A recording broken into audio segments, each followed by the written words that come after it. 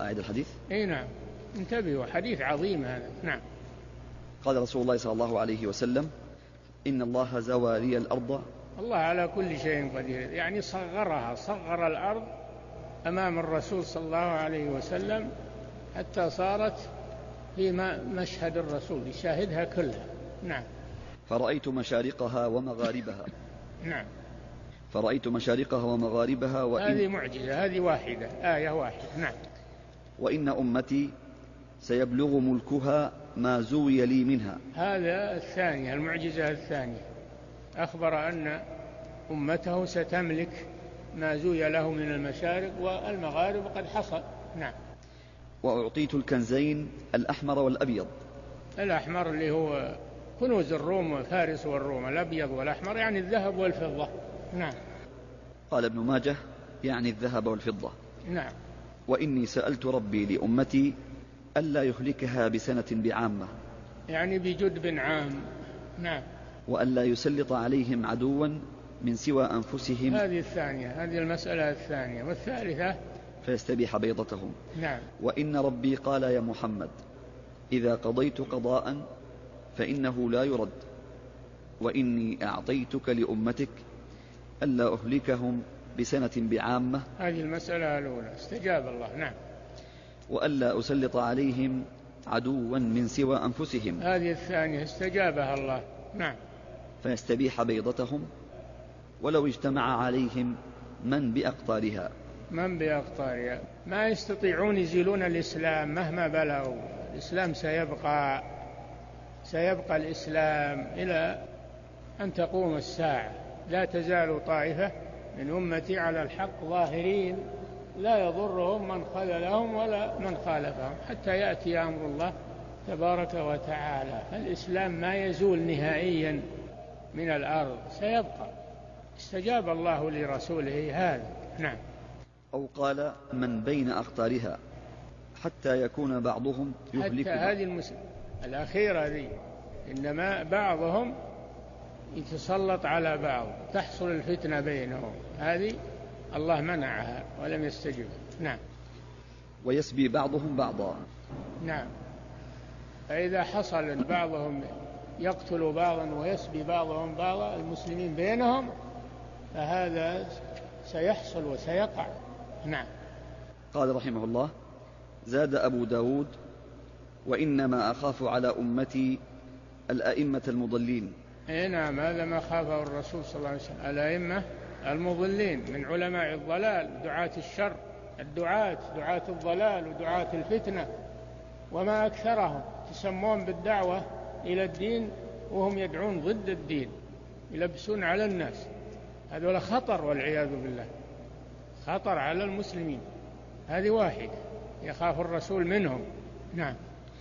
وإذا وضع السيف في أمتي. وهذه الثانية، إذا وقعت الفتنة فإنها تستمر فيهم، وقد وقعت بقتل عثمان رضي الله عنه.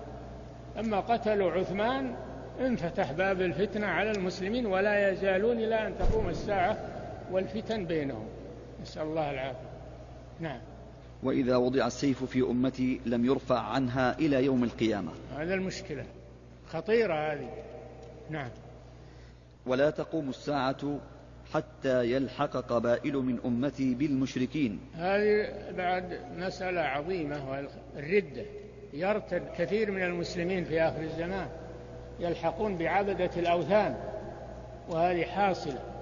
كثير الذين يرتدون الآن عن الدين يتبعون فارس والروم ويمدحونهم ويتعلقون بهم ويعظمونهم، وأنهم هم العرب وهم الناس، وهم اللي عندهم الحضارة وعندهم الرقي والتقدم، ولا ينظرون إلى دينهم، ينظرون إلى ما معهم من الدنيا والفتنة، يرتدون عن الدين والعياذ بالله، يقولون هذا ديننا ما بخير، هذول ما هم على دين وش صاروا الآن، يقولون هذا الدين هذا حاجزنا عن الرقي والتقدم والحضارة.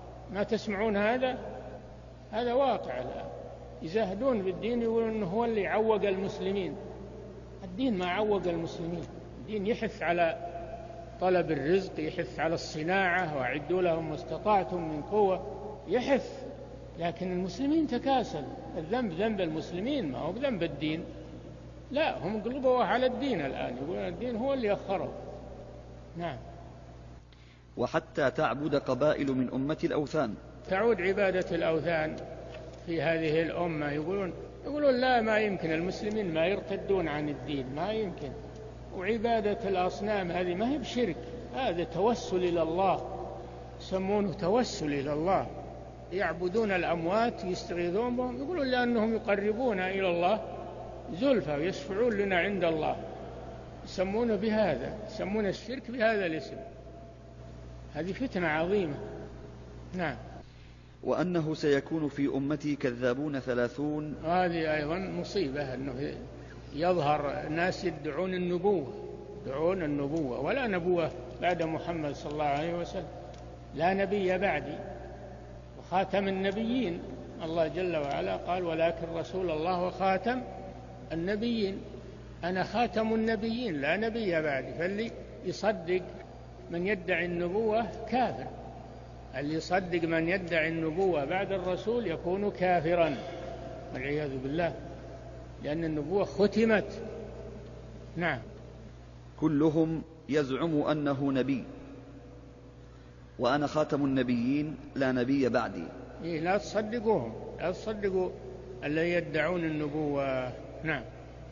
ولا تزال طائفة من أمتي على الحق ظاهرين. هذه البشرى بعدها الفتن والشرور. الحمد لله الدين باقي، مع الفتن ومع الشرور الدين باقي، لكن من يتمسك به هذه هي المهمة. يتمسك به يحتاج إلى صبر، يحتاج إلى علم، يحتاج إلى ثبات. نعم. ولذلك يقل التمسك به. نعم. على الحق ظاهرين لا يضرهم من خالفهم حتى يأتي أمر الله. والله حديث عظيم هذا جدا.